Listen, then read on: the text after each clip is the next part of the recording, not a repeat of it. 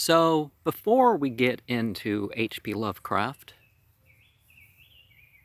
you might want to turn on some Metallica music. And I don't just mean the Call of Cthulhu, the Thing That Should Not Be, and Cthulhu Awaken. They're breaking up of chords, they're switching the minor for the major. They write some good music for this sort of thing. Let's start with the Call of Cthulhu. And H.P. Lovecraft said this is supposed to be said in 2 syllables, so if I make it sound weird, that's what's going on. And Algernon Blackwood said, "Of such great powers or beings, there may be conceivably a survival of a huge remote period when consciousness was manifested perhaps in shapes and forms long since withdrawn for the tide of advancing humanity, of which poetry and legend alone have caught a flying memory and called them gods, monsters, mythical beings of all sorts and kinds." Now I added a couple more dots. The horror in clay, because we're clay beings, right? So there's symbolic importance, but I will generally read the story. And the most merciful thing in the world, I think, is the inability of the human mind to correlate all its contents. We live on a placid island of ignorance in the midst of black seas of infinity, and it was not meant that we should voyage far. The sciences, each straining in its own direction, have hitherto harmed us little, but some day the piecing together of dissociated knowledge will open up such terrifying vistas of reality and of our frightened position therein that we shall either go mad from the revelation or flee from the deadly light into the peace and safety of a new dark age. Theosophists have guessed at the awesome grandeur of the cosmic cycle wherein our world and human race form transient incidents. They have hinted at strange survivals in terms which would freeze the blood if not maxed by a bland optimism. But it is not from them that there came the single glimpse of forbidden islands which chills me when I think of it and maddens me when I dream of it. That glimpse is like all dread glimpses of truth, flashed out from an accidental piecing together of separated things. In this case, an old newspaper item and the notes of a dead professor. I hope that no one else will accomplish this piecing out. Certainly, if I live, I shall never knowingly supply a link in so hideous a chain. I think that the professor, too, intended to keep silent regarding the part he knew, that he would have destroyed his notes had not sudden death seized him.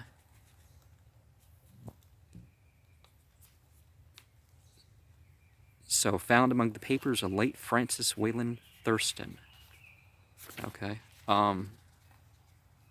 My knowledge of all this began in the winter of 1926 to 1927 with the death of my grand-uncle George Gamel Angel, professor emeritus of Semitic languages in Brown University, Providence, Rhode Island.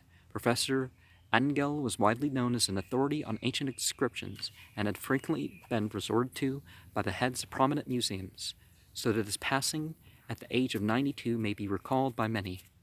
Locally, interest was intensified by the obscurity of the cause of death. The professor had been stricken whilst returning from the Newport boat, falling suddenly, as witnesses said, after having been jostled by a nautical-looking Negro who had come from one of the queer dark courts of the precipitous hillside which formed a shortcut from the waterfront to the deceased home in William Street. Physicians were unable to find any visible disorder, but concluded after perplexed debate that some obscure lesion of the heart, induced by the brisk ascent of so steep a hill by so elderly a man, was responsible for the end.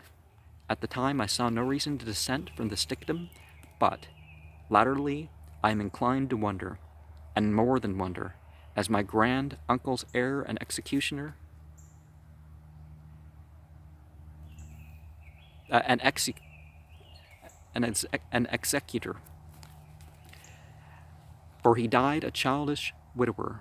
I was expected to go over his papers with some thoroughness, and for that purpose moved his entire set of files and boxes to my quarters in Boston.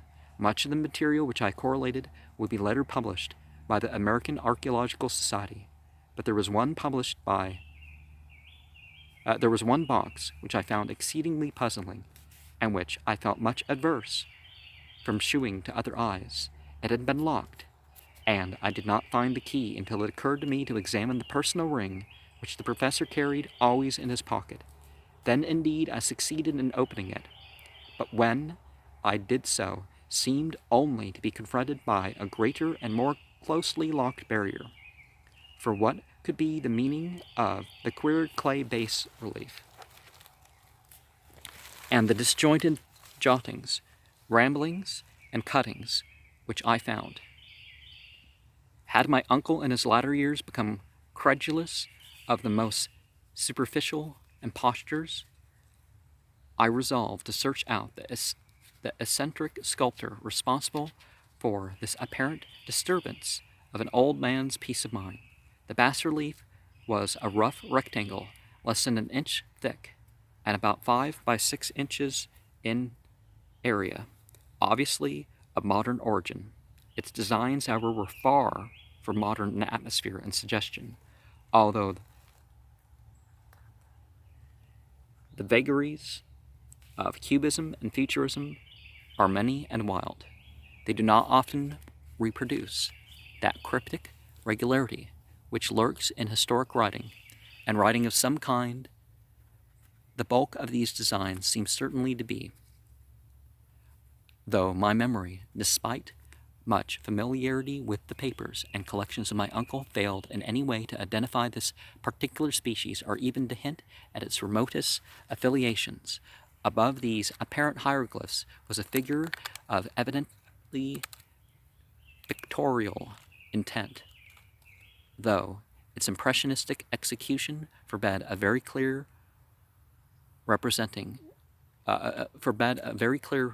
idea of its nature. It seemed to be a sort of monster, or symbol representing a monster, of a form which only a diseased fancy could conceive. If I say that my somewhat extravagant imagination yielded simultaneous pictures of an octopus, a dragon, and a human caricature, I shall not be unfaithful to the spirit of the thing. A pulpy, tentacled head surmounted a grotesque and scaly body with rudimentary rings, but it was the general outline of the whole which made it most shockingly frightful. Behind the figure was a vague suggestion of a cyclopean architectural background. The writing accompanying this oddity was, aside from a stack of press cuttings, in Professor Engel's most recent hand, and made no pretense to its literary style. What seemed to be the main document was headed Cthulhu cult. In characters painstakingly printed to avoid the erroneous reading of a word so unheard of. This manuscript was divided into 2 sections, the first of which was headed 1925, Dream and Dream Work of H.A. Wilcox, 7 Thomas Street, Providence, Rhode Island, and the second, Narrative of Inspector John McGrath, 121 Bienville Street, New Orleans, Louisiana, at 1908, AAS, MTG. Notes on Sam and Professor Webb's account. The other manuscript papers were all brief notes, some of them accounts of the queer dreams of different persons, some of them citations from theosophical books and magazines, notably W. Scott Elliott's Atlantis, and the lost Lemuria, and the rest comments on long-surviving secret societies and hidden cults, with references to passages in such mythological and anthropological books such as Fraser's Golden Bough and Miss Marie's Witch Cult in Western Europe. The cuttings so largely alluded to outbreak mental illnesses and outbreakings of group folly or mania in the spring of 1925. The first half of the principal manuscript told a very peculiar tale. It appears that on March 1st, 1925, a thin dark man of a neurotic and excited aspect had called upon Professor Engel, bearing the singular clay bas-relief, which was then exceedingly damp and fresh. His card bore the name of Henry Anthony Wilcox, and my uncle had recognized him as the youngest son of an excellent family slightly known to him, who had latterly been studying sculpture at Rhode Island School of Design and living alone at the Fleur-de-Lis building near the institution. Wilcox was a precious youth of known genius, but great eccentricity, and had from childhood excited attention through the strange stories and odd dreams he was in the habit of relating. He called himself physically hypersensitive, but the staid folk of the ancient commercial city dismissed him as merely queer. Never mingling much with his kind, he had dropped gradually from social visibility and was now known only to a small group of aesthetes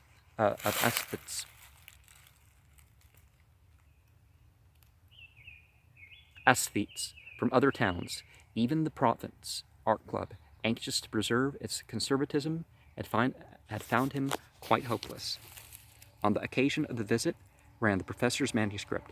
The sculptor abruptly asked for the benefit of his host's archaeological knowledge in identifying the hieroglyphs on the bas-relief. He spoke in a dreamy, stilted manner, which suggests pose and alienated sympathy, and my uncle shewed some sharpness in replying, for the conspicuous freshness of the tablet implied kinship with anything but archaeology. Young Wilcox's rejoinder, which impressed my uncle enough to make him recall and record it verbatim, was of a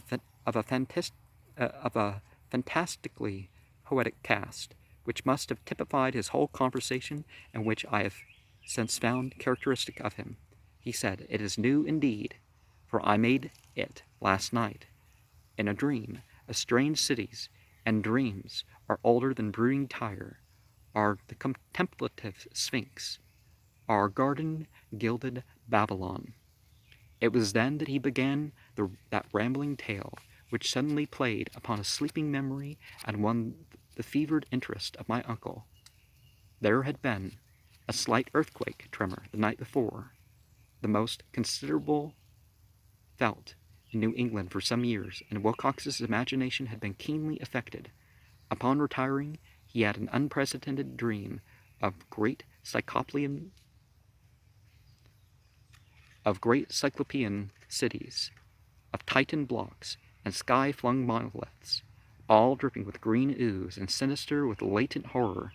Hieroglyphs had covered the walls and pillars, and from some undetermined point below had come a voice that was not a voice, a chaotic sensation which only fancy could transmute into sound, but which he attempted to render by the almost unpronounceable jumble of letters. Cthulhu.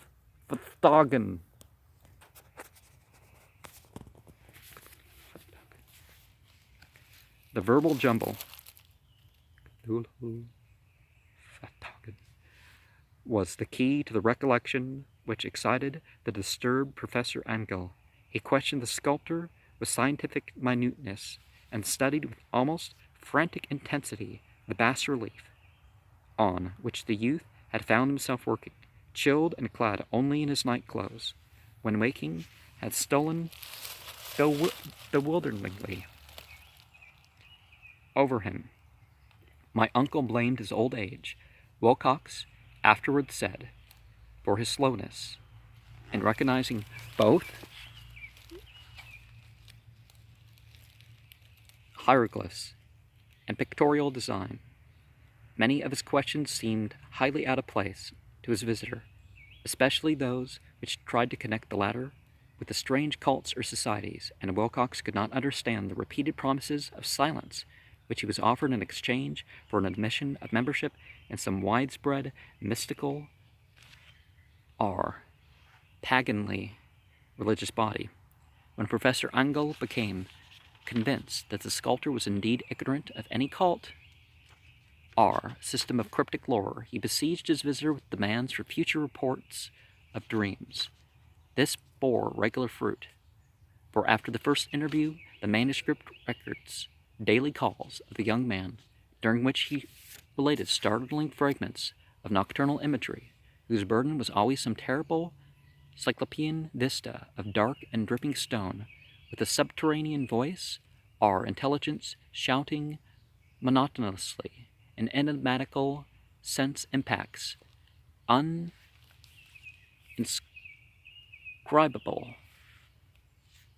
save as gibberish. The two sounds most frequently repeated are those rendered by the letters Philhu and Relia.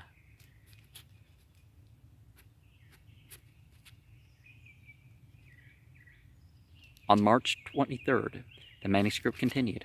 Wilcox failed to appear, and inquiries at his quarters revealed that he had been stricken with an obscure sort of fever and then taken to the home of his family in Waterman Street.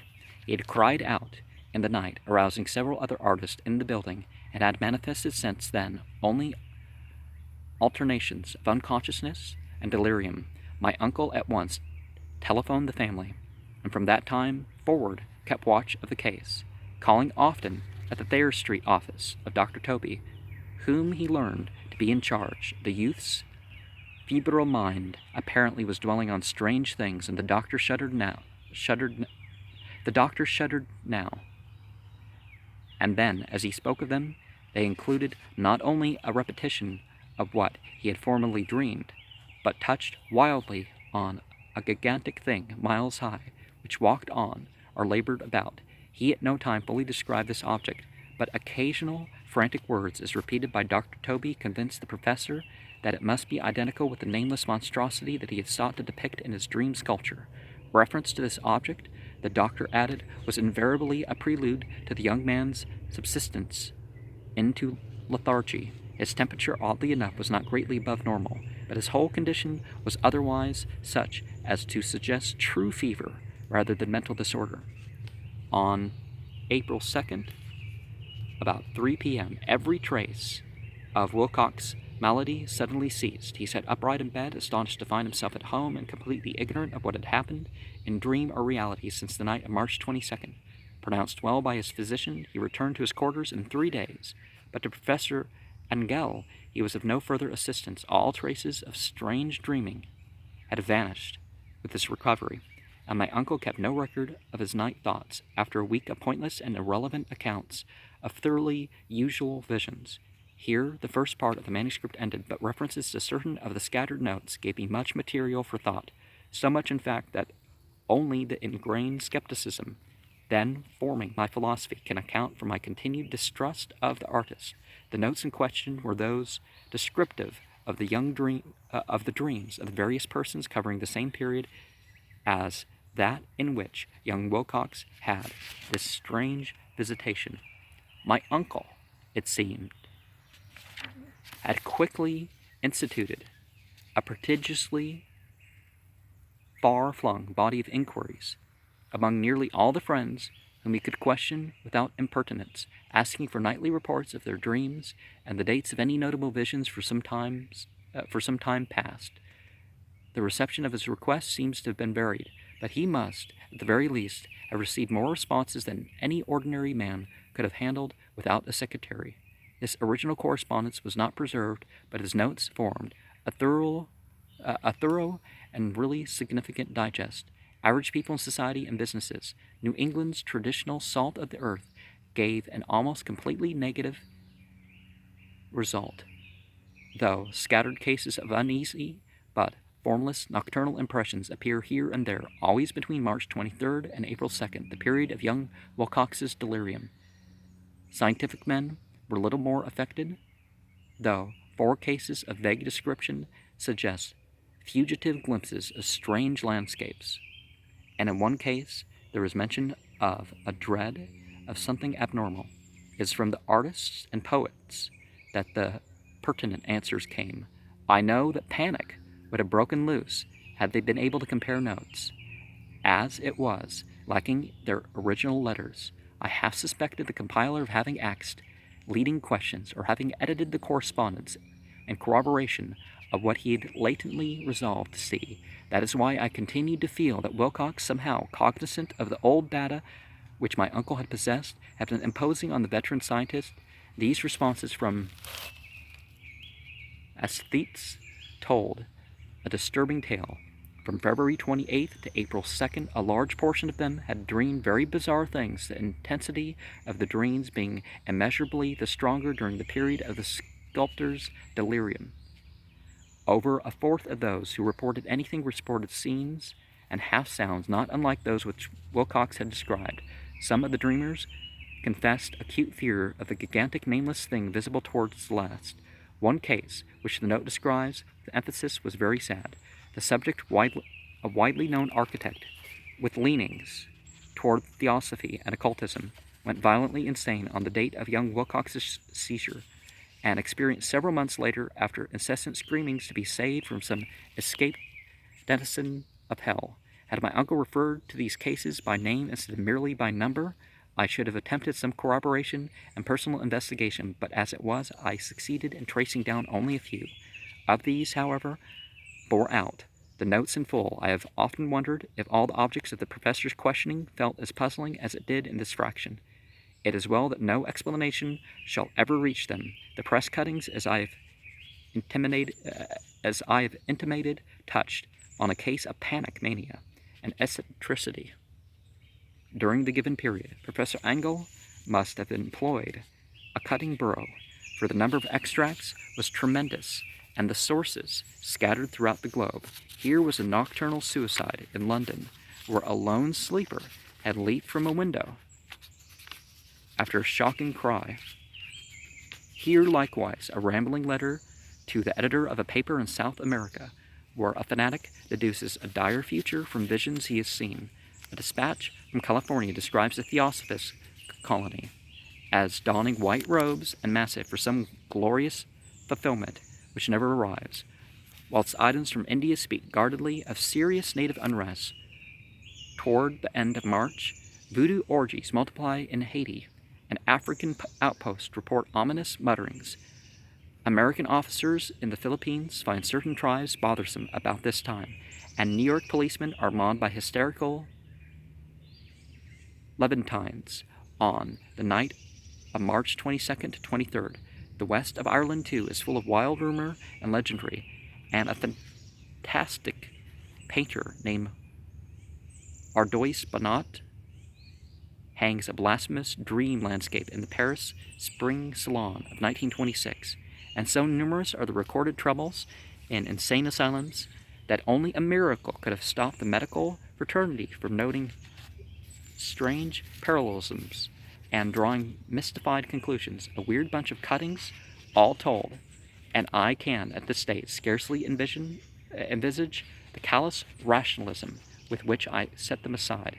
But I was then convinced that young Wilcox had known of the older matters mentioned by the professor. And so this was in Weird Tales 1928. And one of the things we find about H.P. Lovecraft is, well, he was, again, very against Christianity. But aside from that,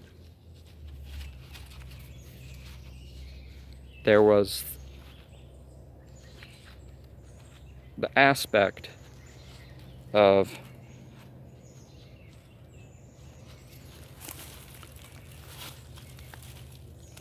he wanted to be a rationalist. He wanted to deny the spiritual realms. But perhaps this is what made things so dark.